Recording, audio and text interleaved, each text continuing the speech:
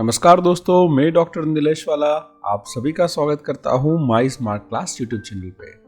आज हम मिल के क्लास 12 साइंस केमिस्ट्री के यूनिट 3 इलेक्ट्रोकेमिस्ट्री की एक्सरसाइज का सॉल्यूशन करने वाले हैं। तो चलिए विदाउट वेस्टिंग टाइम शुरू करते हैं आज का वीडियो। हमारा पहला क्वेश्चन है 3.1, arrange the following metal in order in which they displace each other from the solution of their salt. और वो सीक्वेंस है aluminium, copper, Fe, Mg and zinc. देखो अब यहाँ पे जो मेन क्वेश्चन है वो समझ लो कि हमें ये देखना है कि कौन से मेटल दूसरे मेटल के सॉल्यूशन में उस आयन को रिप्लेस कर सकती है, मतलब डिस्प्लेस कर सकती है। ये हमारा क्वेश्चन है। तो वो क्या कंडीशन है, तो चलिए इसको समझने के लिए एक एग्जांपल लेते हैं कि एक स्पॉट है जहाँ पे एक बंदा ऑलरेडी खड़ा है। अगर हमें इस बंदे को यहाँ से हटाना है तो क्या करना पड़ेगा, उससे पावरफुल कोई बंदा वहां पे लाना पड़ेगा। अगर इसको भी यहाँ से हटाना है तो उससे पावरफुल कोई बंदा लाना पड़ेगा।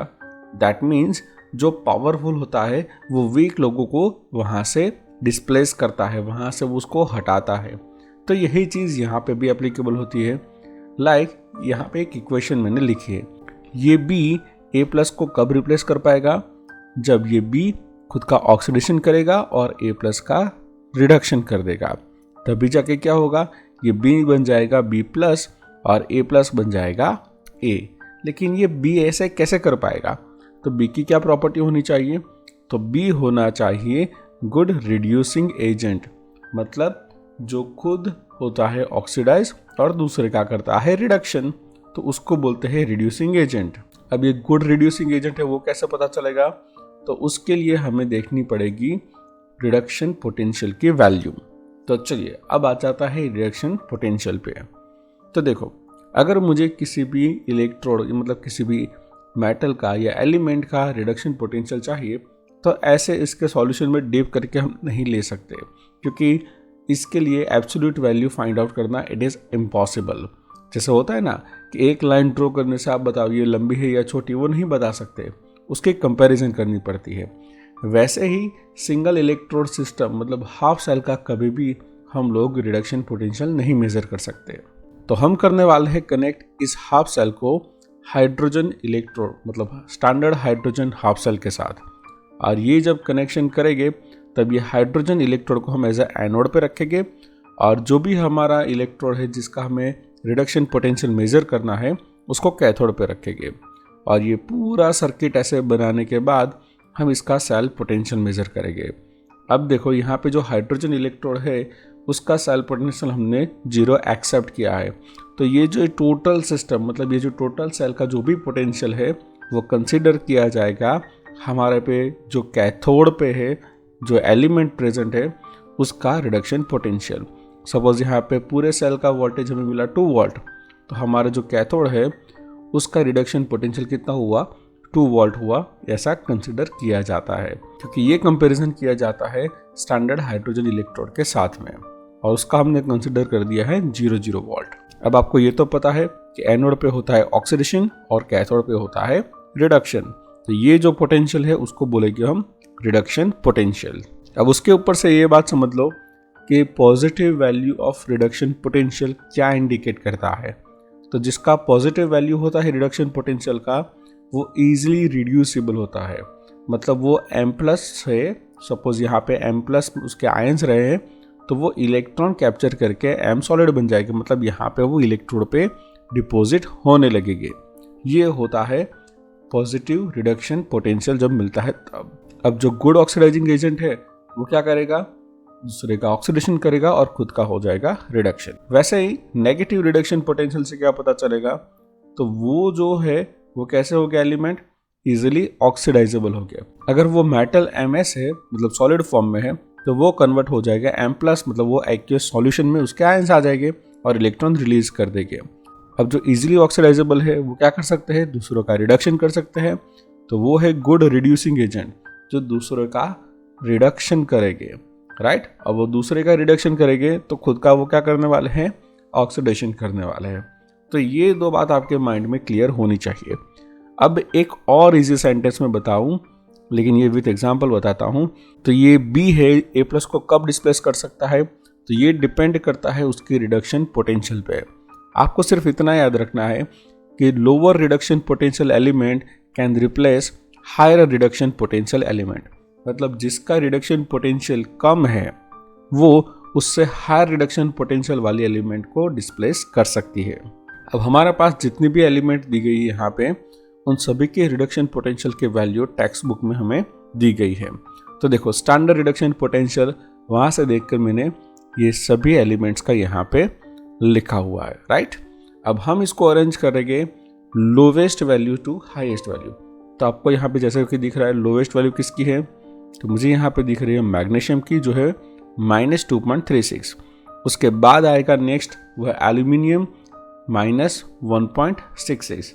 अब इसका मतलब ये हुआ है कि जो मैग्नीशियम है जिसकी लोअर वैल्यू है और एल्यूमिनियम की हायर वैल्यू है रिडक्शन पोटेंशियल की, तो मैग्नीशियम एल्यूमिनियम के आयन को डिस्प्लेस कर सकता है। मतलब ये खुद ऑक्सीडाइज हो जाएगा और इसको रिड्यूस कर देगा, लेकिन एल्यूमिनियम मैग्नीशियम को डिस्प्लेस नहीं कर सकता है। सेम वैसा ही यहाँ पे देखो जिंक है जिसकी वैल्यू एल्यूमिनियम से थोड़ी ज़्यादा है। इसका मतलब ये है कि मैग्नीशियम एंड एल्यूमिनियम जिंक को रिप्लेस कर सकते हैं, लेकिन जिंक एल्यूमिनियम या मैग्नीशियम को डिस्प्लेस नहीं कर सकता है, राइट। आपको सिर्फ इतना याद रखना है कि ये जो ऊपर वाले हैं ना वो नीचे वाले को डिस्प्लेस कर सकते हैं, लेकिन नीचे वाला इसके ऊपर वाले को डिस्प्लेस नहीं कर सकता है। वैसे Fe की वैल्यू है -0.44। दैट मीन्स जिंक Fe को डिस्प्लेस कर सकता है लेकिन Fe जिंक को नहीं। इवन एल्यूमिनियम या मैग्नीशियम भी इसको Fe को डिस्प्लेस कर सकते हैं, राइट। लेकिन Fe इन ऊपर तीन वाले में से किसी को भी डिस्प्लेस नहीं कर सकता। एंड लास्ट वन है कॉपर। तो ये मैग्नीशियम हो, एल्यूमिनियम, जिंक या Fe, इनमें से कोई भी इस कॉपर को डिस्प्लेस कर सकता है, लेकिन ये कॉपर इनमें से किसी को भी डिस्प्लेस नहीं कर सकता क्योंकि उसकी रिडक्शन पोटेंशियल की वैल्यू बहुत ही ज़्यादा है। अब बढ़ते हैं नेक्स्ट न्यूमेरिकल की ओर जो है 3.2। Given standard electrode potential K+K is equal to -2.93 volt, Ag+Ag 0.80 volt, Hg+2 Hg 0.79 volt, magnesium magnesium -2.37 volt, Cr+3 Cr -0.74 watt. Arrange this matter in their increasing order of reducing power. सबसे पहले समझ लो कि reducing power क्या है। Reducing power is a potential of a substance to reduce another substance. मतलब हमारे पास जो element है वो दूसरी एलिमेंट का रिडक्शन करने का पावर उसमें कितना है, कितना पोटेंशियल है, उसको हम बोलते हैं रिड्यूसिंग पावर। अब हम क्या कर रहे हैं कि हमारे पास जो भी एलिमेंट है उनकी जो गिवन वैल्यू है वो हमने यहाँ पे लिख दी। अब ध्यान से देखो ये सब K+ है, Ag+ है, Hg+2, Mg+2, Cr+3 और वो किस में कन्वर्ट हो रहा है, ये K+ हो रहा है K में। दैट मीन्स ये इसका रिडक्शन हुआ, इसका भी रिडक्शन हुआ, प्लस में से 0 हुआ मतलब ये भी रिडक्शन, ये भी रिडक्शन, ये 3 में से 0 हुआ तो ये भी रिडक्शन। तो ये जो सभी वैल्यू दी गई है वो है रिडक्शन पोटेंशियल। अब जैसा ही हम लोग जानते हैं कि जितनी लोअर वैल्यू होगी रिडक्शन पोटेंशियल की उतनी हायर पावर होगा उनका रिडक्शन का, राइट। तो देखो lower the reduction potential higher the reducing power, क्योंकि वो खुद का इजीली ऑक्सीडेशन कर देंगे तो वो दूसरे का रिडक्शन बहुत अच्छे से कर सकते हैं। दैट मीन्स रिड्यूसिंग पावर उनका ज़्यादा है। तो बस यहाँ पे सीक्वेंस क्या होगा, जिसकी सबसे लोअर वैल्यू रिडक्शन पोटेंशियल की उसका रिड्यूसिंग पावर सबसे ज़्यादा जो है K+K, उसके बाद आएगा मैग्नीशियम, देन Cr, उसके बाद Hg और उसके बाद आएगा Ag। अब हमारा नेक्स्ट न्यूमेरिकल है 3.3। Depict the galvanic cell in which the reaction zinc solid plus 2Ag plus aqueous gives zinc plus 2 aqueous plus 2Ag solid take place. Further show which of the electrode is negatively charged. Second question है the carriers of the current in the cell and individual reactions at each electrode. तो चलिए ये भी solve करते हैं। तो ध्यान से इस रिएक्शन को देखोगे ना तब पता चल जाएगा कि ये जो रिएक्शन है इसमें जिंक का ऑक्सीडेशन हो रहा है और सिल्वर का रिडक्शन हो रहा है। तो इस सेल को अगर हम डिज़ाइन करें तो वो कैसे होगा, तो देखो यहाँ पे मैंने पूरा सेल यहाँ पे दिखाया है कि जो एनोड है वो जिंक का होगा क्योंकि यहाँ पे एनोड पे ऑक्सीडेशन होता है और जहाँ पे रिडक्शन है वो कैथोड है, और यहाँ पे सिल्वर है जिसका रिडक्शन हो रहा है, तो हमने कहाँ रखा, कैथोड पे रखा है। तो देखो जहाँ पे भी ऑक्सीडेशन हो रहा है वहाँ पे इलेक्ट्रॉन रिलीज हो गए, और रिएक्शन क्या होगी, zinc gives zinc plus two electron. तो ये जो 2 इलेक्ट्रॉन है यहाँ जिंक वाले इलेक्ट्रोड पर रिलीज हुए हैं। तो जहाँ पे इलेक्ट्रॉन की डेंसिटी ज़्यादा है वो कौन सा होगा, नेगेटिवली चार्ज। तो हम ये कह सकते हैं कि हमारा जो जिंक इलेक्ट्रोड है वो नेगेटिवली चार्ज है। अब जो सेकंड क्वेश्चन था, the carriers of the current in cell. तो देखो यहाँ पे अगर सेल की बात करें तो कैरियर कौन हो गए, इन सॉल्यूशन तो आयंस ही हो गए कैरियर, और अगर सर्किट में करंट फ्लो हो रहा है तो वहाँ पे कैरियर हो गए इलेक्ट्रॉन हो गए। तो in cell ions and in wire मतलब ये सर्किट में हो गए इलेक्ट्रॉन्स। नेक्स्ट है individual reactions at the each electrode. तो मैंने ऑलरेडी यहाँ पे लिख दिए, एनोड पे हो रहा है ऑक्सीडेशन, तो क्या होगा, zinc gives zinc plus two electron, और रिडक्शन हो रहा है यहाँ पे तो 2Ag प्लस, और ये जो 2 इलेक्ट्रॉन रिलीज हुआ है इसको यूटिलाइज करेगा तो बन जाएगा 2Ag। तो ये रही उसकी सेल रिएक्शंस। हमारा जो नेक्स्ट न्यूमेरिकल है वो है 3.4, calculate standard cell potential of a galvanic cell in which the following reaction take place. हमें 2 रिएक्शन दी गई है, एक है क्रोमियम और कैडमियम की, और दूसरी है Fe एंड Ag प्लस की। Calculate the delta Rg0 and the equilibrium constant for this reaction. तो चलिए स्टार्ट करते हैं इसको सॉल्व करने का। तो हम पहली रिएक्शन ले रहे हैं ये क्रोमियम वाली। तो देखो यहाँ पे 2 क्रोमियम कन्वर्ट हो रहा है क्रोमियम +3 में, और कैडमियम +2 कन्वर्ट हो रहा है कैडमियम में। अब ये 0 था, इसका +3 हुआ, मतलब इसका हुआ ऑक्सीडेशन, जबकि ये +2 था और इसका हुआ 0, दैट मीन्स इसका रिडक्शन हुआ है। अब इस इंफॉर्मेशन का यूज करके हम एक सेल कंस्ट्रक्ट करेंगे। तो देखो जिसका ऑक्सीडेशन हो रहा है उसको हम लेफ्ट साइड पर रखेंगे, और जिसका रिडक्शन हो रहा है उसको सेल के राइट साइड पर रखेंगे। तो क्रोमियम जिसका ऑक्सीडेशन हो रहा है तो ये Cr+3 का सॉल्यूशन है, और ये Cr का इलेक्ट्रोड, तो वो हमने लेफ्ट साइड पर रखा जिसका ऑक्सीडेशन हो रहा है। वैसे ही हमने राइट साइड पे क्या किया, देखो ये Cd+2 था जो कन्वर्ट हो रहा है Cd में, तो ये Cd+2 का सॉल्यूशन, और ये है Cd का इलेक्ट्रोड, और बीच में रखा है सॉल्ट ब्रिज। तो ये हमने कंस्ट्रक्शन कर दिया है सेल का। अब जो नेक्स्ट स्टेप है वो है उसके स्टैंडर्ड रिडक्शन पोटेंशियल को लिखने का है। तो सबसे पहले लिखेंगे क्रोमियम +3 का रिडक्शन पोटेंशियल जो है -0.74 वोल्ट। वैसे ही हम कैडमियम का रिडक्शन पोटेंशियल लिखेंगे, ये हमें स्टैंडर्ड वैल्यू आपकी बुक में से मिल जाती है।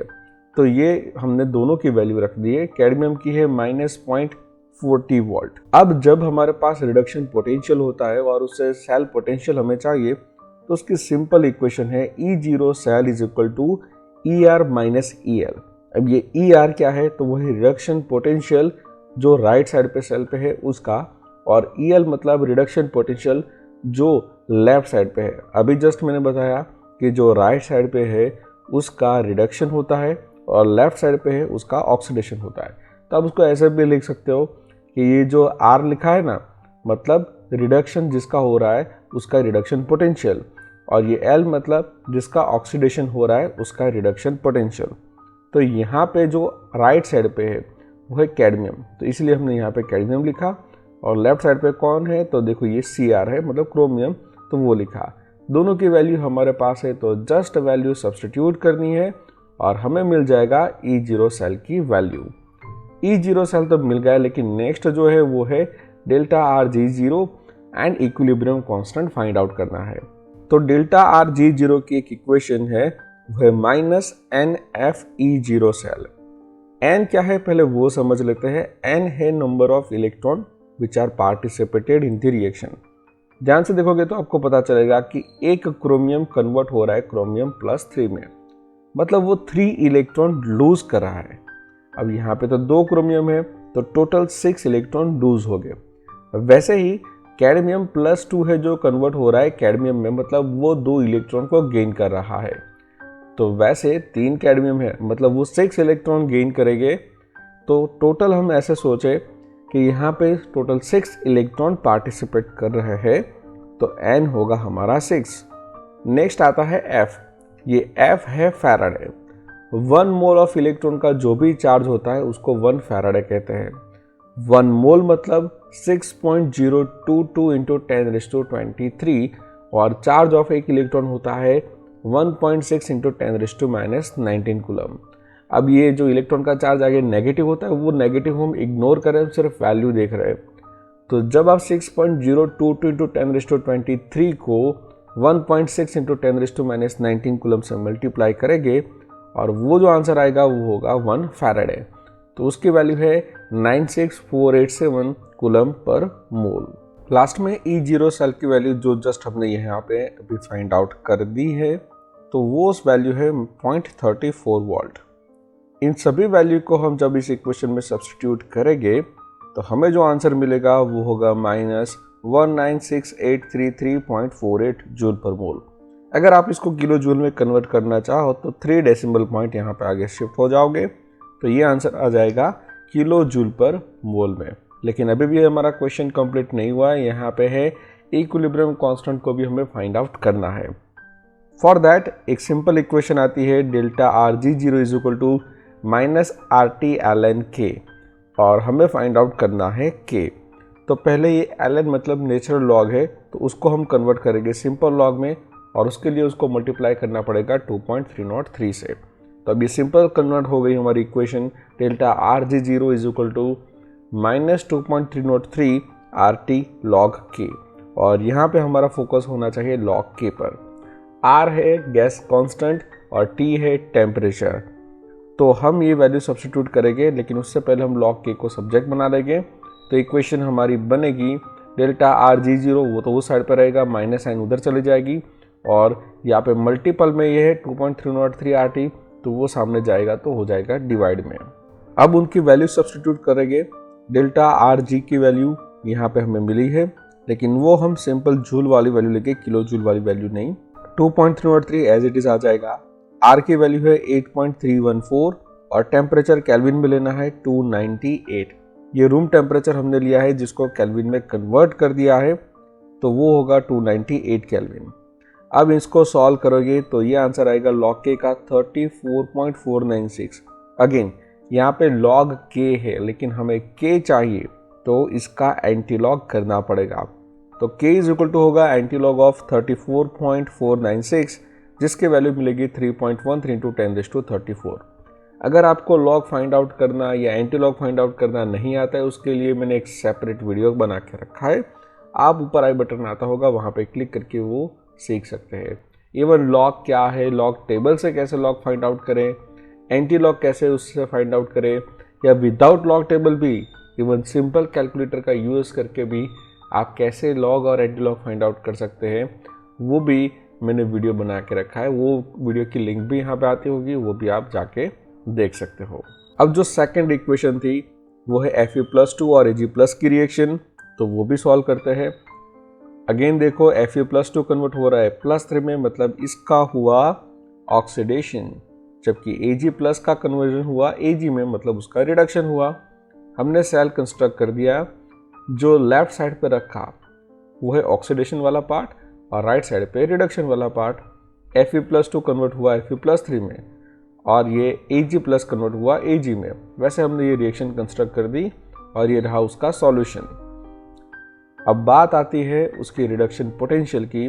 तो Fe+3 और +2 का कन्वर्जन, मतलब ये जो कन्वर्जन हुआ उसका रिडक्शन पोटेंशियल है 0.77 वोल्ट। वैसे ही Ag+ के लिए ये रिडक्शन पोटेंशियल की वैल्यू है 0.80 वोल्ट। अब आपको पता है कि E0 सेल की रिएक्शन क्या है, तो वो है ER-EL। राइट साइड पे है हमारा Ag+ और लेफ्ट साइड पे है Fe+3। तो उन दोनों की वैल्यू हमने यहाँ पे रख दी और जो E0 सेल मिला वो है 0.03 वोल्ट। अब इस E0 से हमें फाइंड आउट करना है delta Rg0। Again same equation, यहाँ पे जो इलेक्ट्रॉन ट्रांसफर हो रहा है वो 1 ही हो रहा है, क्योंकि +2 कन्वर्ट हो रहा है +3, मतलब एक ही इलेक्ट्रॉन का चेंज। वैसे ही यहाँ पे +1 गेन करेगा 1 इलेक्ट्रॉन और बन जाएगा Ag। दैट मीन्स n है 1। F की वैल्यू तो 96487 कांस्टेंट रहेगी। वैल्यू सब्स्टिट्यूट करने से हमें आंसर मिलेगा -2894.61 जूल पर मोल। किलो जूल में कन्वर्ट करने के लिए 3 डेसिमल पॉइंट यहाँ पे लेफ्ट साइड पे शिफ्ट हो जाओ। राइट नाउ अब हमें फाइंड आउट करना है इक्विलिब्रियम कांस्टेंट। सेम वे जैसे अभी हमने किया था। इक्वेशन है delta Rg0 is equal to -RT ln K। ln k का हमने किया log k, फिर इस log k को सब्जेक्ट बनाया और इस इक्वेशन में हमने ये सब वैल्यू सब्स्टिट्यूट की, लाइक डेल्टा आर जी की ये रही वैल्यू, फिर 2.303 लिख दिया, आर की वैल्यू आएगी 8.314 और टी की वैल्यू है मतलब नॉर्मल टेम्परेचर, हमारा रूम टेम्परेचर, वो कन्वर्ट करके लिखना है केल्विन में। सपोज यहाँ पे कोई टेम्परेचर स्पेसिफाई किया है सेल्सियस में, तो उसको कन्वर्ट करके आपको यहाँ पे लिखना है। अगर नहीं लिखा है कोई भी टेम्परेचर तो आप 298 एज ए रूम टेम्परेचर लेके भी इस न्यूमेरिकल को सॉल्व कर सकते हो। अब ए मैथमेटिकल स्टेप कंप्लीट करने के बाद हमें लॉग के की जो वैल्यू मिलेगी उसका हमें लेना पड़ेगा एंटी लॉग, क्योंकि हमें चाहिए के, और ये एंटी लॉग लोगे तो वो आंसर आएगा 3.2। तो ये कंप्लीट हो गया हमारा क्वेश्चन नंबर 3.4 और हम शिफ्ट हो गए नेक्स्ट क्वेश्चन पे। हमारा नेक्स्ट क्वेश्चन है 3.5, write the Nernst equation and EMF of the following cell at 298 kelvin. ध्यान से देखोगे तो यहाँ पे हमें टोटल 4 रिएक्शंस दी है, जिसमें हमें सेल कंस्ट्रक्ट करके दिया है और उसके कॉन्सेंट्रेशन भी बताया है, साथ में टेम्परेचर भी इंडिकेट किया गया है केल्विन के अंदर। हमें फाइंड आउट करना ही ईएमएफ की वैल्यू और लिखने नर्स्ट इक्वेशन। तो चलो वन बाय वन इसको भी सॉल्व करते हैं। तो चलिए स्टार्ट करते हैं विथ फर्स्ट इक्वेशन, वो है mg plus 2 cu plus 2 cu। मतलब ये mg है उसका ऑक्सीडेशन हो रहा है और cu का रिडक्शन हो रहा है, जिसका कॉन्सेंट्रेशन भी हमको दिया गया है। अब जो देखने वाली बात है वो है नर्स्ट इक्वेशन। तो मैंने यहाँ पे नर्स्ट इक्वेशन लिख दी कि E cell is equal to E zero cell minus R T by N F, L N oxidation species का concentration divided by reducing species का कॉन्सेंट्रेशन। यहाँ पे एल एन है, इस एल एन को सिंपल लॉग में कन्वर्ट करना हो लॉग बेस 10 में तो मल्टीप्लाई करना पड़ता है 2.303 से। आर है गैस कांस्टेंट, टी है टेम्परेचर इन केल्विन और एफ है फैराडे। अगर रूम टेम्परेचर पे इन सभी की वैल्यू रखे तो 2.303 मैंने रख दिया, आर की वैल्यू 8.314, टेम्परेचर है 298 केल्विन और एफ होगा फैराडे 96487। तो इन चारों चार का अगर मल्टीप्लिकेशन एंड डिवीज़न हम करें, मतलब इसका इतने का सॉल्यूशन, तो जो आंसर आएगा वो है 0.0591। मतलब रूम टेम्परेचर पे आप जब भी काम कर रहे हो तो ये पूरा लिखने की ज़रूरत नहीं है, सीधा आप 0.0591 लिखोगे डिवाइडेड बाय एन करोगे तो भी चल जाएगा, आपका काम हो जाएगा। अब आते हैं मेन पॉइंट पे कि Mg+2 एंड Cu+2 का कॉन्सेंट्रेशन रखना है और साथ में E0 सेल की वैल्यू। अब ये E0 सेल की वैल्यू कैसे करेंगे, तो उसके लिए आपको पता है simple equation E0 cell is equal to ER minus EL। Right side पे है हमारा Cu+2 और लेफ्ट साइड पे है Mg। इन दोनों की रिडक्शन पोटेंशियल हमने रेफरेंस में देख के यहाँ पे लिख दिए। तो ये मिल गई हमें E0 सेल की वैल्यू। और जो नेक्स्ट है वो है N इज इक्वल टू 2, मतलब नंबर ऑफ इलेक्ट्रॉन ट्रांसफर हो गए यहाँ पे 2, क्योंकि Mg+2 में कन्वर्ट हो रहा है 2 इलेक्ट्रॉन लूज करके और Cu+2 2 इलेक्ट्रॉन गेन करके कन्वर्ट हो रहा है Cu में। तो नंबर ऑफ इलेक्ट्रॉन ट्रांसफर हो गए 2। अब इस इक्वेशन के अंदर हमारे पास E0 सेल की वैल्यू आ गई है, N की वैल्यू भी आ चुकी है और Mg+2 एंड Cu+2 का कॉन्सेंट्रेशन भी यहाँ पे गिवन है। अब ये सभी कुछ डेटा इस इक्वेशन में सब्स्टिट्यूट करेंगे। तो पहले इसका जो आंसर आएगा वो है log 10, इसका आ गया 0.02955। देन ये जो log 10 की वैल्यू है वो है 1, तो इसको सिंपल इससे मल्टीप्लाई करोगे तो वही रहेगा। तो जो फाइनल आंसर आएगा वो होगा 2.67045 वोल्ट। सेम वैसे हम इस सेल के लिए भी सेल पोटेंशियल और नर्स्ट इक्वेशन लिख सकते हैं। नर्स्ट इक्वेशन अगेन आपको पता ही है, यहाँ पे Fe+2 मतलब ये Fe कन्वर्ट हो रहा है Fe+2 में, जिसका ऑक्सीडेशन हो रहा है, और हाइड्रोजन सेल यहाँ पे राइट साइड पे मतलब उसका रिडक्शन हो रहा है। यहाँ पे जो नंबर ऑफ इलेक्ट्रॉन ट्रांसफर होने वाले हैं वो भी हमको देख के पता चल गया कि Fe+2 में कन्वर्ट हो रहा है, मतलब 2 इलेक्ट्रॉन यहाँ पे ट्रांसफर होने वाले हैं। तो चलिए अब फाइंड आउट करते हैं E0 सेल की वैल्यू, जो होगी equation ER minus EL। Right side पे है हमारा हाइड्रोजन सेल और लेफ्ट साइड पे है हमारा Fe+2 वाला हाफ सेल। तो दोनों की वैल्यू यहाँ पे सब्स्टिट्यूट करेंगे तो हाइड्रोजन का तो रिडक्शन पोटेंशियल होता है 0 और Fe+2 Fe का होता है -0.44। तो हमें जो आंसर मिल रहा है इस सेल का वो है 0.44 वाट। ये E0 हमको मिल गया। अब नंबर ऑफ इलेक्ट्रॉन जो ट्रांसफर हो रहा है वो क्लियरली दिख रहा है कि 2 इलेक्ट्रॉन ट्रांसफर हो रहे हैं, तो N इज इक्वल टू 2 होगा, क्योंकि Fe कन्वर्ट हो रहा है Fe+2 में, मतलब 2 इलेक्ट्रॉन लूज करता है और वही 2 इलेक्ट्रॉन जो लूज हुए वो गेन करेगा H+ और कन्वर्ट हो जाएगा H2 में। कॉन्सेंट्रेशन तो हमें सबका गिवन है ही। Fe+2 का कॉन्सेंट्रेशन यहाँ पे दिख रहा है 0.001 मोलर, और ये हाइड्रोजन है वो 1 मोलर तो है, तो हमने 1 लिख दिया। ये 2 मोल H+ है, दैट मीन्स यहाँ पे उसका पावर 2 करना पड़ेगा। वैसे ही अगर हम यहाँ पे 3 मोल Fe+2 होता या 2 मोल रिएक्शन में यूज होता तो यहाँ पे उसका वो पावर हमको लिखना पड़ता, लेकिन यहाँ पे Fe सिर्फ 1 मोल ही यूज होता है इस स्टोइकियोमेट्रिक इक्वेशन में, तो इसलिए हमने यहाँ पे 1 रखा है जो दिखाई नहीं दे रहा है। लेकिन यहाँ पे जो 2H+ यूटिलाइज होगी इसलिए यहाँ पे 2 करना पड़ा। आपको एक प्रैक्टिस करनी चाहिए कि जब भी ऐसा कोई सेल हो तो उसकी सेल रिएक्शन लिखो, तो उसकी स्टोइकियोमेट्री आपको पता चल जाएगी। यहाँ पे टाइम बहुत ज़्यादा जाता है, इसलिए मैंने फटाफट ऐसे आपको समझाने के लिए यहाँ पे डायरेक्ट बता दिया है, लेकिन आप सेल रिएक्शन लिख के करोगे तो आपके लिए वो बेटर रहेगा। अब नेक्स्ट है वैल्यू सब्स्टिट्यूट करने की, और वैल्यू सब्स्टिट्यूट करोगे E0 सेल की और ये सब कैलकुलेशन करोगे तो वो आंसर होगा 0.52865 वोल्ट। जो थर्ड रिएक्शन है वो हमने लिख दी है। अब आपको सभी स्टेप पता ही है, हमें E0 सेल फाइंड आउट करना है और वो मिलेगा हमें 0.14 volt. Number of electron transfer तो वो हो गई 2। हमारा ये रही नॉन्स्ट इक्वेशन जिसमें हमने वैल्यू सब्स्टिट्यूट की। अगेन आपको पता चल गया कि यहाँ पे हमने 2 क्यों किया है, क्योंकि 2H+ हो गए, वही कन्वर्ट हो गया H2 में, इसलिए हमने रेज़ टू 2 किया है। और E सेल की वैल्यू यहाँ पे मिली 0.08 वोल्ट। सेम मेथड है, इसलिए मैंने स्टेप्स थोड़े कम कर दिए। नेक्स्ट है PtBr - Br2H+ H2 PT। ध्यान से देखोगे तो यहाँ पे Br- है जो कन्वर्ट हो रहा है Br2 में, जो लिक्विड है। ये एक्वियस सॉल्यूशन है और ये लिक्विड है। यहाँ पे स्टैंडर्ड हाइड्रोजन गैस इलेक्ट्रोड है, वो तो आपने पहले ही देख चुका है, तो उसमें कोई भी कन्फ्यूजन नहीं होगी। लेकिन ये वाला जो पोर्शन है वो ज़रा ट्रिकी है, वो बाकी न्यूमेरिकल के जैसा नहीं है। यहाँ पे क्या ध्यान रखना है वो मैं आपको बता दूँ कि E0 सेल हमने जो फाइंड आउट करेंगे उसकी रिडक्शन पोटेंशियल से, वो हमें मिला -1.09 volt. Number of electron transfer यहाँ पे 2 होगी, क्योंकि 2 Br- 2 इलेक्ट्रॉन लूज करेंगे और ऑक्सीडाइज हो जाएंगे और Br2 में कन्वर्ट होंगे, मतलब ये नंबर ऑफ इलेक्ट्रॉन 2 आएंगे। रिएक्शन देखो मैंने यहाँ पे लिखी है 2 Br- gives Br2 + 2 electron, right, इसलिए ये 2 इलेक्ट्रॉन हमने यहाँ पे लिख दिए हैं। और वो 2 इलेक्ट्रॉन जो लूज हुए हैं वो 2H+ ने, मतलब H+ ने ग्रैब किए और वो बन गया H2। तो ये उसकी सेल रिएक्शन हो चुकी है। अब बात आती है हमारे नॉन्स्ट इक्वेशन की।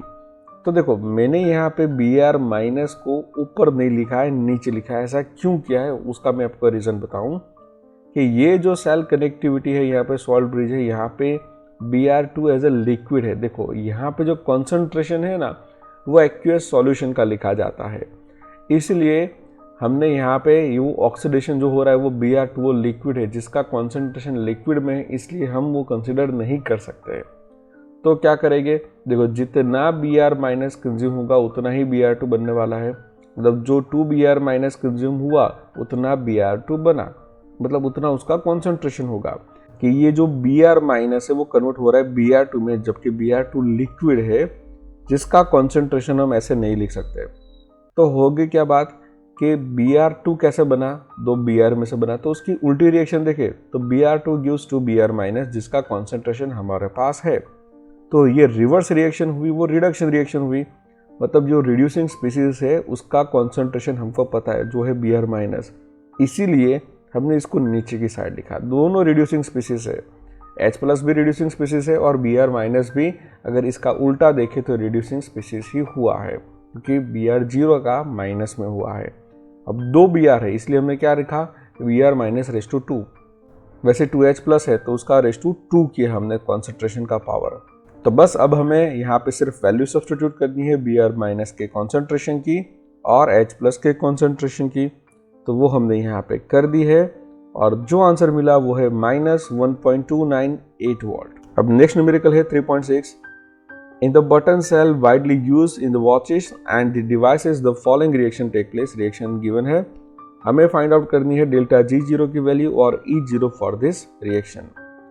तो पहले जो रिएक्शन है वो लिखते हैं कि zinc is going to convert into zinc +2 और 2 इलेक्ट्रॉन लूज हो गए, और वो जो दो इलेक्ट्रॉन रिलीज हुए वो Ag प्लस गेन करेगा और बन जाएगा Ag में कन्वर्जन उसका। अब यहाँ पे जो जिंक का रिडक्शन पोटेंशियल है वो है -0.76 वोल्ट और Ag का मतलब Ag2O जो यहाँ पे यूज हुआ है और Ag में कन्वर्ट हो रहा है तो वो रिडक्शन पोटेंशियल वो है 0.342 वोल्ट और ये वैल्यू हमने रेफरेंस में से लिए है, टेक्स्ट बुक में डायरेक्टली अवेलेबल नहीं है। अब बारी है E0 फाइंड आउट करने की, तो उसके लिए मैंने पूरा ये सेल लिख दिया है और इक्वेशन हमको पता है कि E0 cell is equal to ER minus EL। Right side पे है हमारा Ag प्लस और लेफ्ट साइड पे जिंक, तो दोनों के रिडक्शन पोटेंशियल की वैल्यू सब्स्टिट्यूट की, जो आंसर मिला वो है 1.102 वोल्ट। ये E0 सेल हमको मिल गया है। अब बारी है डेल्टा RG0 की और E0 की। आपको शायद पता है जो अभी स्टार्टिंग में न्यूमेरिकल देखा था उसके जैसा ही करना है, -NF cell, number of electron transfer 2 है, फैराडे हमको पता है, E0 जस्ट फाइंड आउट किया, तीनों की वैल्यू रखी और वो जो आंसर मिला ये रहा डेल्टा RG0 की वैल्यू। ये जूल में है, किलो जूल में कन्वर्ट करना हो तो 3 डेसिमल पॉइंट शिफ्ट हो जाओ। अगेन E0 सेल अब हमें मिल गया, डेल्टा RG मिल गया, मतलब हमारा ये काम यहाँ पे कंप्लीट हो चुका है। नेक्स्ट न्यूमेरिकल है 3.7, define the conductivity and molar conductivity of a solution of an electrolyte and discuss their variation in the concentration. तो सिंपल कंडक्टिविटी क्या है? तो conductivity of a solution is defined as the conductance of a solution of a 1 centimeter in a length and area of a cross section 1 square centimeter। अब ये तो words में, लेकिन मैं आपको थोड़ा एक्चुअल पिक्चर में दिखाऊं तो ये एक सॉल्यूशन है और इस सॉल्यूशन के अंदर हमने दो इलेक्ट्रोड रखे हैं जिसका डिस्टेंस इन दोनों के बीच का है 1 सेंटीमीटर लेंथ और उसका जो क्रॉस सेक्शनल एरिया है वो है 1 स्क्वायर सेंटीमीटर। अब इन दोनों के बीच का जो भी कंडक्टेंस हमको मिल रहा है वो है इस सॉल्यूशन की कंडक्टिविटी, राइट। तो ये ग्राफिकल वे से देख के याद रखोगे तो हो जाएगा। देखो तो कंडक्टिविटी ऑफ एनी सॉल्यूशन क्या है? तो देखो ये जो सॉल्यूशन है उसके अंदर हमने दो इलेक्ट्रोड रखे हैं और इन दोनों इलेक्ट्रोड के बीच का जो डिस्टेंस है वो है 1 सेंटीमीटर और इन दोनों का जो क्रॉस सेक्शनल एरिया है वो है 1 स्क्वायर सेंटीमीटर। अब इन दोनों का जो कंडक्टेंस हमें मिला वो है इस सॉल्यूशन की कंडक्टिविटी। इक्वेशन है G is equal to KA/L। ये A है क्रॉस सेक्शनल एरिया और जो L है वो है लेंथ बिटवीन दिस टू, मतलब ये जो डिस्टेंस है वो है 1 सेंटीमीटर। तो जब A की वैल्यू 1 होगी, L की वैल्यू 1 होगी तो G और K सेम हो जाएंगे और वो है हमारी कंडक्टिविटी। नेक्स्ट है मोलर कंडक्टिविटी। तो पहले रीड कर लेते हैं फिर मैं आपको एक्सप्लेन करता हूँ। Molar conductivity of a solution at a given concentration is the conductance of a volume V of a solution containing 1 mole of electrolyte kept between the two electrodes with the area of cross sectional A and distance of the unit length। तो molar conductivity को कैसे define करेंगे? तो imagine करो कि हमारे पास एक solution है जिसका वॉल्यूम V है और वो V ml सॉल्यूशन के अंदर 1 मोल ऑफ इलेक्ट्रोलाइट है और उसके आसपास रखे अपने दो इलेक्ट्रोड जिसका क्रॉस सेक्शनल एरिया A है और उन दोनों के बीच का डिस्टेंस यूनिट लेंथ मतलब 1 सेंटीमीटर उन दोनों के बीच की जो डिस्टेंस है वो है। उस टाइम पे जो कंडक्टिविटी मिली उस कंडक्टिविटी को बोलेंगे हम मोलर कंडक्टिविटी। उसकी इक्वेशन है λm is equal to KA/L। Same इसके जैसे ही है लेकिन ये कंडक्टिविटी है जबकि ये मोलर कंडक्टिविटी की इक्वेशन है। यहाँ पे अगर हम ये सॉल्यूशन का जो वॉल्यूम है वो सब्स्टिट्यूट करें तो एक ही जगह पे हम लिख सकते हैं V, तो ये हुआ वॉल्यूम और ये है उसकी लेंथ, मतलब जो इलेक्ट्रोड है उनके बीच की लेंथ है, डिस्टेंस है। ये यूनिट लेंथ है इसलिए हमने L को रिप्लेस कर दिया 1 से, तो इक्वेशन हुई λm is equal to K into V। On dilution क्या होगा? तो देखो ऑन डाइल्यूशन के in the case of conductivity तो जो इलेक्ट्रोलाइट्स थे आयंस है, मतलब जो आयंस बने हैं वो कम हो जाएगी। अब आयंस कम हो जाएंगे तो यहाँ पे उसकी कंडक्टिविटी कम हो जाएगी। So with dilution conductivity is going to decrease क्योंकि आयन कम हो जाएंगे। But in the case of molar conductivity तो देखो वो डिपेंड करती है वॉल्यूम पे। तो जब भी वॉल्यूम बढ़ता है तो K इंटू V का आंसर भी बढ़ जाएगा और वो विथ डाइल्यूशन इंक्रीज होगा। K चाहे कम हो रहा है लेकिन वॉल्यूम ज़्यादा अमाउंट में इंक्रीज हो रहा है, इसीलिए molar conductivity with dilution increase होगी। हमारा नेक्स्ट न्यूमेरिकल है 3.8। The conductivity of 0.20 molar solution of KCl at 298 Kelvin is 0.0248 Siemens per centimeter. Calculate its molar conductivity. तो उसकी जो सिंपल इक्वेशन है लैम्बडा एम की वो है K बाई सी. K का यूनिट देखो है साइमेंस पर सेंटीमीटर और कॉन्सेंट्रेशन है मोल पर लीटर. ये यूनिट देख के आपको ये इक्वेशन को यूटिलाइज कैसे करना है वो समझना है. तो K की वैल्यू हमारे पास है और C की वैल्यू तो वो मैंने यहाँ पे सब्सटीट्यूट कर दी है. और देखो ये एक पॉइंट यहाँ पे ध्यान में रखो कि 1 लीटर होता है वो है 10⁻³ मीटर क्यूब. अब ये मैं क्यों यहाँ पे लिख रहा हूँ तो ध्यान से देखो, ये है सेंटीमीटर में और ये है लीटर में, तो ऐसा चलेगा नहीं. इसलिए हम क्या करने वाले हैं, इस मोल पर लीटर को मीटर क्यूब में कन्वर्ट करने वाले हैं.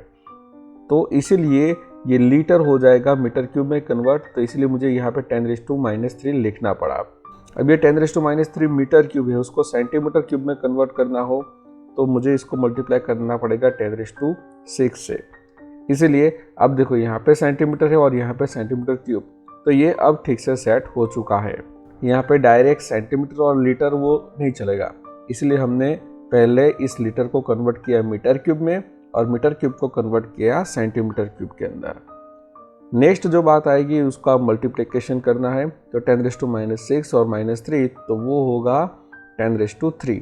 तो सिंपल मैं आपको बताऊँ कि मोल पर लीटर को कन्वर्ट करना हो मोल पर सेंटीमीटर क्यूब में तो उसको डिवाइड करना पड़ेगा 10⁻3 से. ये मैंने पूरी प्रोसेस समझाई है. अब ये 10⁻3 ऊपर गया तो यहाँ पे 1000 आ जाएगा.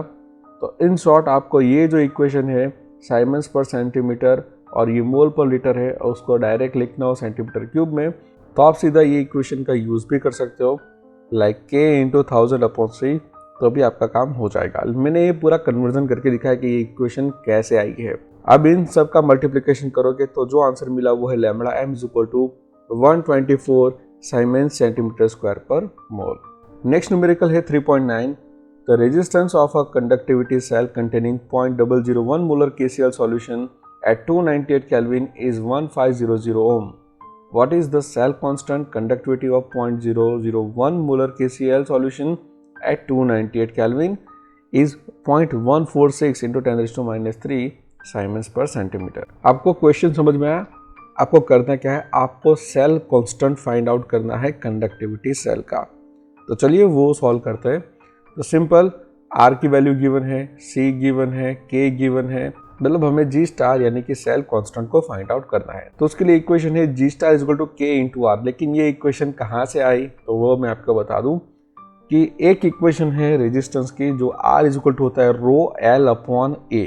इस इक्वेशन में R है रेजिस्टेंस, ρ है रेजिस्टिविटी, L है लेंथ और A है क्रॉस सेक्शनल एरिया. तो ये L/A को हम बोलेंगे G* मतलब कि सेल कांस्टेंट, जो हमें इस न्यूमेरिकल में फाइंड आउट करना है. अब ध्यान से देखो कि 1/K मतलब कंडक्टिविटी जो होता है इनवर्स ऑफ रेजिस्टिविटी. तो मतलब ये रो को अगर रिप्लेस करना है तो हम क्या लिख सकते हैं, 1/K लिख सकते हैं, और K को लिखना है तो 1/ρ भी लिख सकते हैं. यहाँ पे रो है तो उसको चेंज कर रहे हैं किससे, 1/K से. तो अब G* को सब्जेक्ट बनाओगे तो क्या होगा, सिंपल, G* यहाँ पे रहेगा, K सामने चला जाएगा तो R × K होगा, जो हमने यहाँ पे लिखा हुआ है.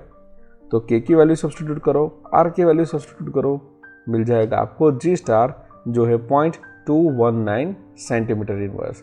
ये सेंटीमीटर इनवर्स क्यों हुआ, क्योंकि लेंथ होगी सेंटीमीटर में और ये सेंटीमीटर स्क्वायर, तो टोटल जो यूनिट आएगा वो है सेंटीमीटर इनवर्स. नेक्स्ट न्यूमेरिकल है 3.10.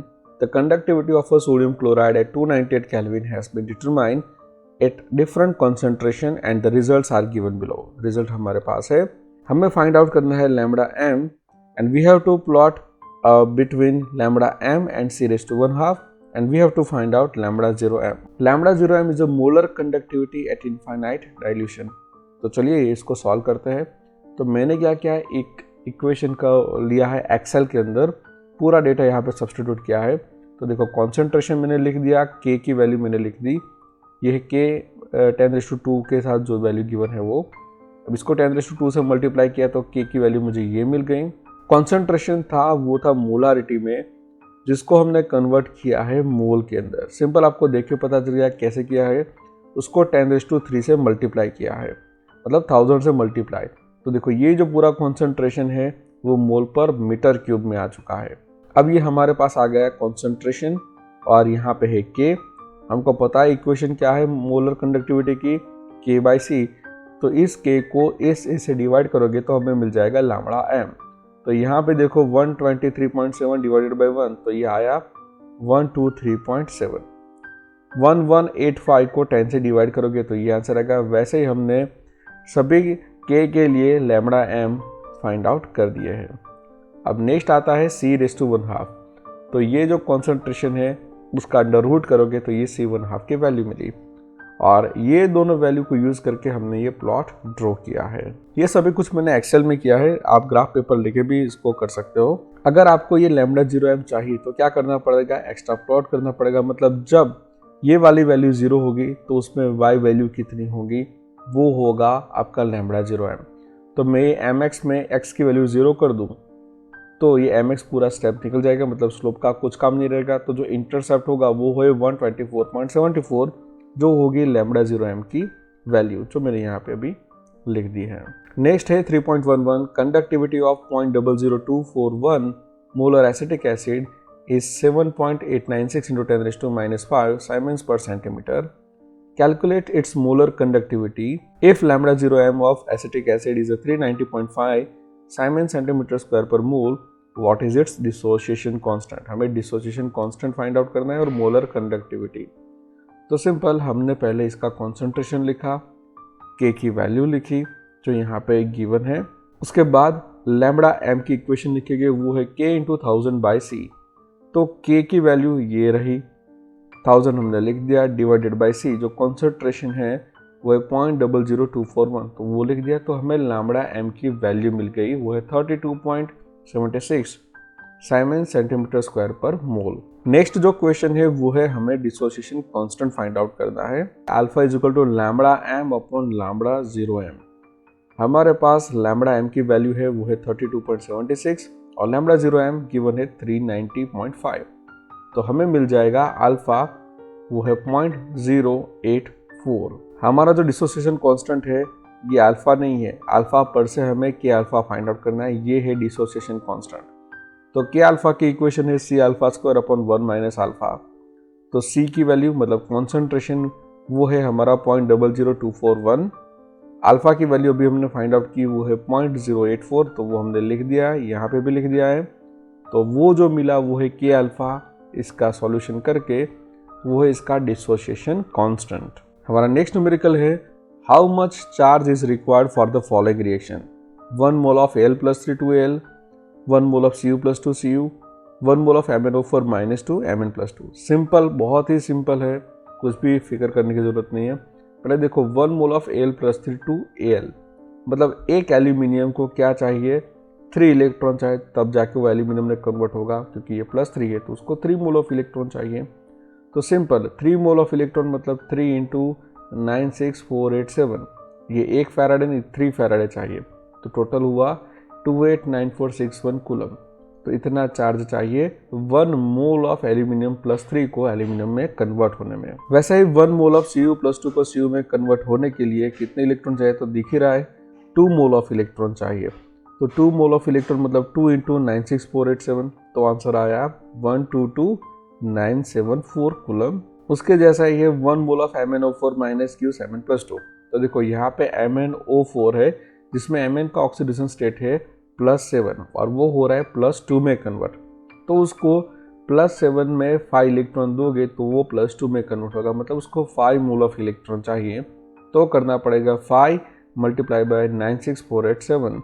तो इन दोनों को मल्टीप्लाई करोगे तो आंसर आएगा 482435 कूलम। नेक्स्ट न्यूमेरिकल है 3.11 how much electricity in terms of the faraday is required for this two reaction. तो चलो 1 बाय 1 सॉल्व करते हैं। पहला है 20 gram of calcium from the molten calcium chloride. तो उसकी इक्वेशन होगी कैल्शियम क्लोराइड +2 इलेक्ट्रॉन, तो वो बन जाएगा कैल्शियम, क्योंकि यहाँ पे Ca+2 होगा ना, Cl-1, ऐसे 2 Cl तो -2 हुआ, तो उसके सामने Ca कितना होगा, +2 होगा। सो Ca+2 +2 इलेक्ट्रॉन गिव्स Ca। अब जो कैल्शियम है वो उसको 2 मोल ऑफ इलेक्ट्रॉन चाहिए, तब जाके 1 मोल ऑफ कैल्शियम मिलेगा, और 1 मोल ऑफ कैल्शियम मतलब 40 ग्राम ऑफ कैल्शियम होगा। तो 40 ग्राम कैल्शियम के लिए चाहिए 2 मोल ऑफ इलेक्ट्रॉन, तो हमें तो 20 ग्राम के लिए चाहिए, तो कितना होगा, 2 का आधा 1 होगा, तो 1 मोल ऑफ इलेक्ट्रॉन चाहिए 20 ग्राम कैल्शियम बनने के लिए। तो उसे हम ऐसे भी लिख सकते हैं कि 1 मोल ऑफ इलेक्ट्रॉन मतलब 1 faraday. That means 1 faraday charge is enough to get 20 gram of calcium from molten calcium chloride. Next है 40 gram of aluminium from the molten Al2O3। तो हमें पहली रिएक्शन लिखना है कि Al+3 इलेक्ट्रॉन, तो क्या होगा, एल्यूमिनियम होगा। ये मतलब एक एल्यूमिनियम को 3 इलेक्ट्रॉन चाहिए, मतलब 3 मोल ऑफ इलेक्ट्रॉन चाहिए, तब 1 एल्यूमिनियम बनता है। 1 मोल ऑफ एल्यूमिनियम मतलब 27 ग्राम ऑफ एल्यूमिनियम। तो यहाँ पे ऐसा लिख सकते हैं कि 27 ग्राम एल्यूमिनियम कब मिलेगा, जब 3 मोल ऑफ इलेक्ट्रॉन मिलेंगे। अगर हमको 40 ग्राम ऑफ एल्यूमिनियम चाहिए तो कितने मोल ऑफ इलेक्ट्रॉन चाहिए, क्रॉस मल्टीप्लाई करोगे 40 मल्टीप्लाई बाय 3 डिवाइडेड बाय 27, तो आंसर है 4.4 मोल ऑफ इलेक्ट्रॉन।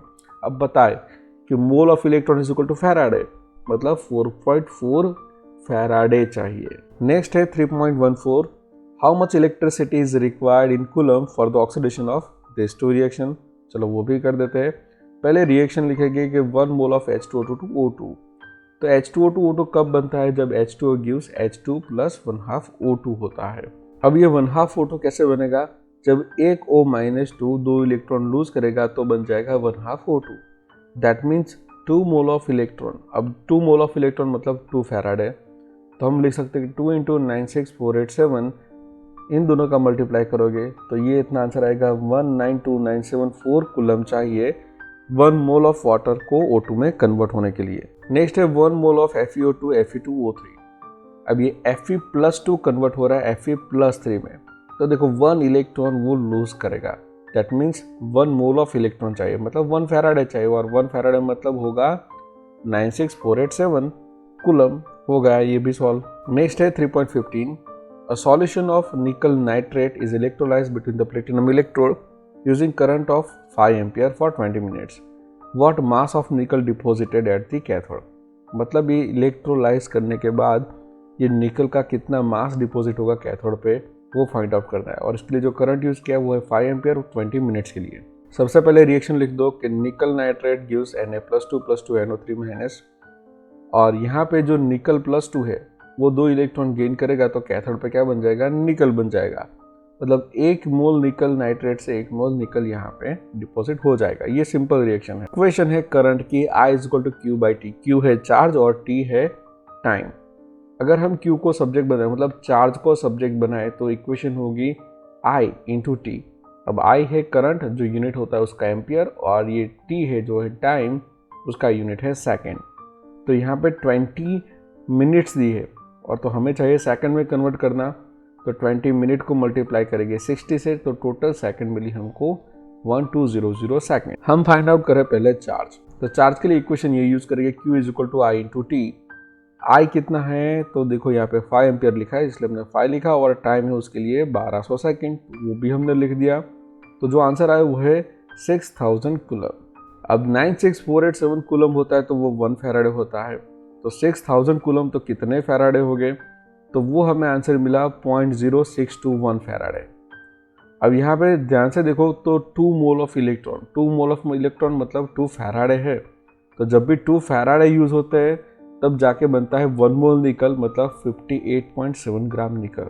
लेकिन यहाँ पे जो फैराडे मिले वो है 0.0621, तो उसमें कितने हो गए, तो इक्वेशन सिंपल बनी, 2 फैराडे 58.7 ग्राम निकल, 0.0621 फैराडे तो कितने ग्राम निकल, क्रॉस मल्टीप्लिकेशन करोगे तो आंसर आया 1.82 gram of nickel. Next numerical है 3.16, 3 electrolytic cell A, B, C are connecting the solution zinc sulfate, silver nitrate, copper sulfate respectively are connected in a series. A steady state current of 1.5 ampere was passed through them until 1.45 gram of silver deposited at the cathode of a cell B. How long did the current flow? What mass of the copper and zinc were deposited? तो simple हमने क्या क्या एक construct कर दिया है, ये तीनों 3 सेल को सीरीज में रखा है, और जो हमारा क्वेश्चन है कि हम इसमें करंट पास करें 1.5 एम्पियर करंट, तो कुछ टाइम के बाद 1.45 ग्राम सिल्वर यहाँ पे डिपॉजिट होता है। तो उसके हिसाब से हमें फाइंड आउट करना है कि कॉपर और जिंक का मास कितना डिपॉजिट होगा और हमने यहाँ पे करंट कितने टाइम के लिए फ्लोट किया होगा वो दोनों फाइंड आउट करने हैं। तो यहाँ पे Ag प्लस जो 1 फैराडे इलेक्ट्रॉन को गेन करेगा तब बन जाएगा Ag, और उसका मास होता है 108 gram. Molar mass of silver is 108 gram. तो हम ये लॉजिक लगा रहे हैं कि 108 ग्राम अगर सिल्वर हमें चाहिए तो जो चार्ज पास होगा वो है 96487 ग्राम। तो यहाँ पे जो मास डिपॉजिट हुआ है वो है 1.45 ग्राम। तो उसके लिए कितना चार्ज चाहिए, तो वो होगा 1.45 इंटू 96487 डिवाइडेड बाई 108। तो वो आंसर आया 1295.42 कूलम। देखो ये अभी हमें चार्ज मिला है, हमें टाइम चाहिए कि कितने टाइम करंट पास हुआ है। अब करंट की इक्वेशन क्या है, तो वो है I is equal to Q by T. अब उसमें से Q को सब्जेक्ट बनाओगे तो इक्वेशन आएगी I इंटू टी। हम T को सब्जेक्ट बनाएंगे तो हमें इक्वेशन मिलेगी Q divided by I। Q charge है और I है करंट की वैल्यू। तो Q है हमारा जो अभी मिला है वो है 1295.42, तो हमने यहाँ पे रखा, और I जो लिखा है टोटल करंट पास हो रहा है 1.5 एम्पियर, तो वो हमने यहाँ पर लिख दिया। तो टाइम मिला 863.61 सेकेंड। इतना टाइम है जो लगता है, और अगर उसको मिनट में कन्वर्ट करेंगे तो होगी 14.39 मिनट्स। अब नेक्स्ट करना है हमें find out copper and zinc की वैल्यू, मतलब कितने ग्राम डिपॉजिट हो गए। तो Cu + 2 फैराडे तो मिलता है Cu, मतलब 63.5 ग्राम Cu मिलता है अगर हम 2 फैराडे पास आउट करें। तो यहाँ पे जो हमें वो मिल रहा है वो कितना है, मतलब 2 इंटू 96487 कूलम पास करोगे तो मिलेगा 63.5 ग्राम। लेकिन यहाँ पे पास कर रहे हैं 1295.42 कूलम, तो कितने ग्राम मिलेगा, तो सिंपल क्रॉस मल्टीप्लाई करोगे तो वो आंसर आया 0.426 ग्राम। सेम वे से आप जिंक के लिए भी कर सकते हो। जिंक को चाहिए 2 फैराडे, राइट, क्योंकि वो +2 है ना, तो इसको 2 चाहिए। तो अगेन 2 इंटू 96487 कूलम तो होगा 65.4 ग्राम जिंक। यह एटॉमिक मास ऑफ जिंक जो है 65.4, और ये था कॉपर का एटॉमिक मास। तो देखो यहाँ पे जो चार्ज है वो है 1295.42 कूलम, तो कितना ग्राम यहाँ पे जिंक बनेगा, क्रॉस मल्टीप्लिकेशन, और वो आंसर आया 0.439 ग्राम। नेक्स्ट है using the standard electrode potential given in table predict the reaction of following is feasible और नॉट। यहाँ पे हमको ये दी है रिएक्शंस। सिंपल आपको फाइंड आउट करनी है E0 सेल वैल्यू। उसके लिए आप रिडक्शन पोटेंशियल यूज करें।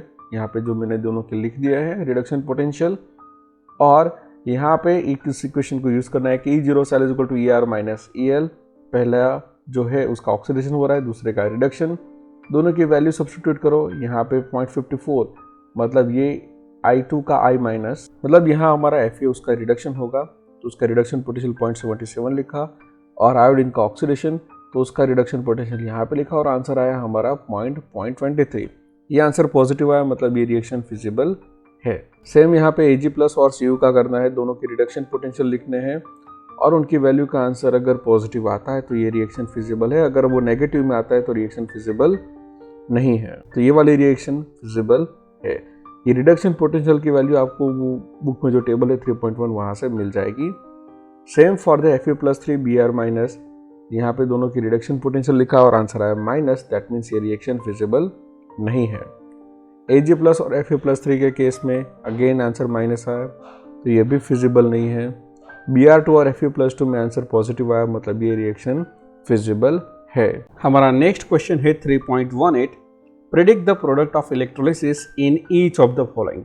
हमें यहाँ पे 4 डिफरेंट सॉल्यूशन दिए हैं और साथ में डिफरेंट इलेक्ट्रोड्स दिए हैं, और हमें आइडेंटिफाई करनी है कि इस इलेक्ट्रोलिसिस सेल में कौन सी प्रोडक्ट मिलने वाली है।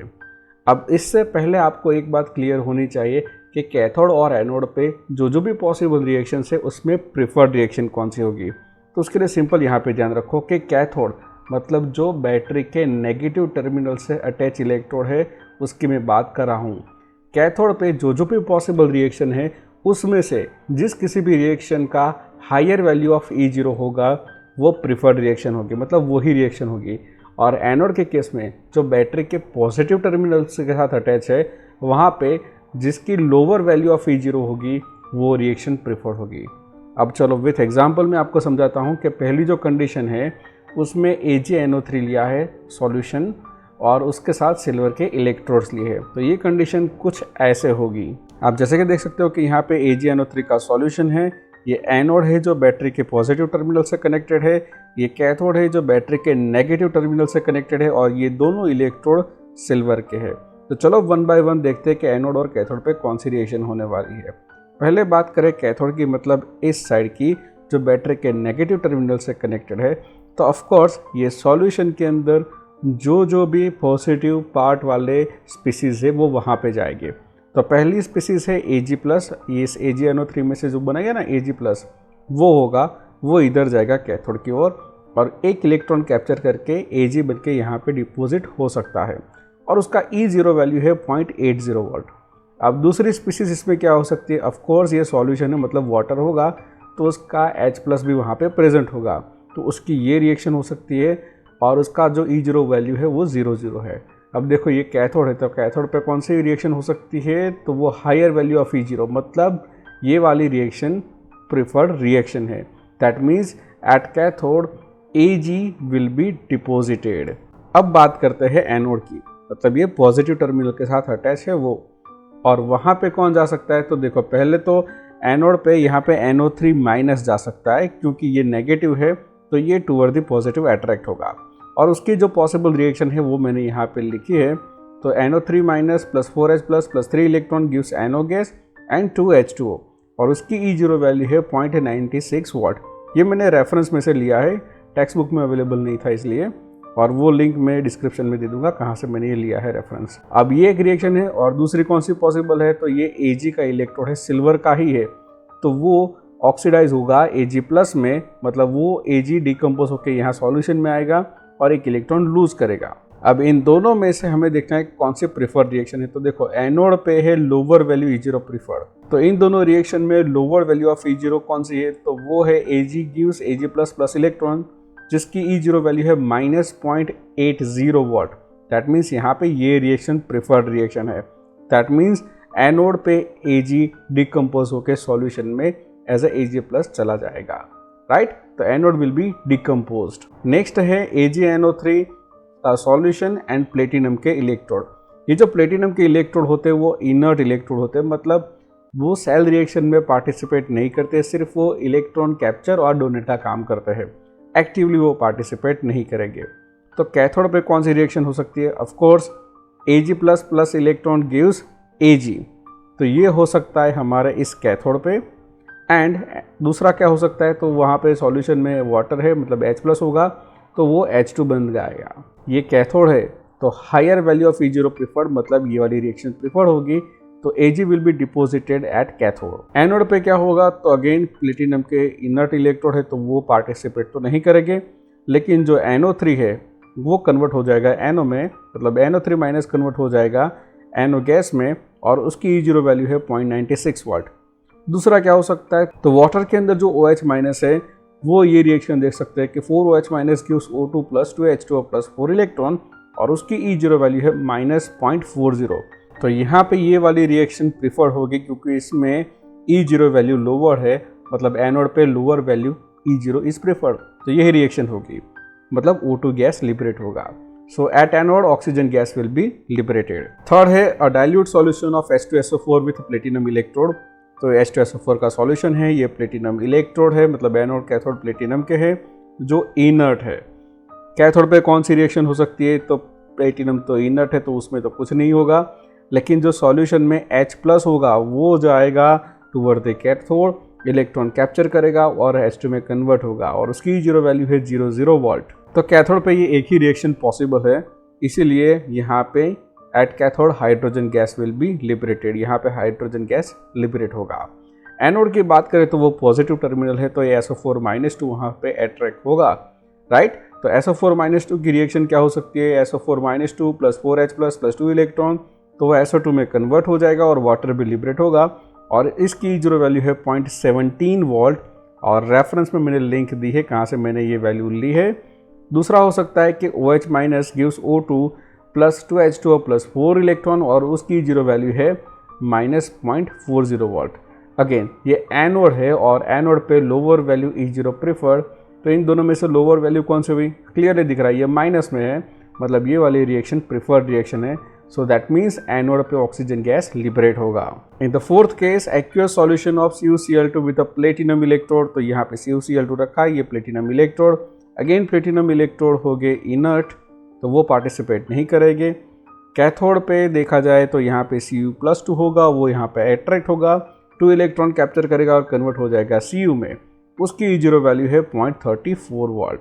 और साथ में एक्वियस सॉल्यूशन है मतलब H+, तो वो इलेक्ट्रॉन कैप्चर करके बन जाएगा H2 और उसकी E0 वैल्यू है 0 वोल्ट।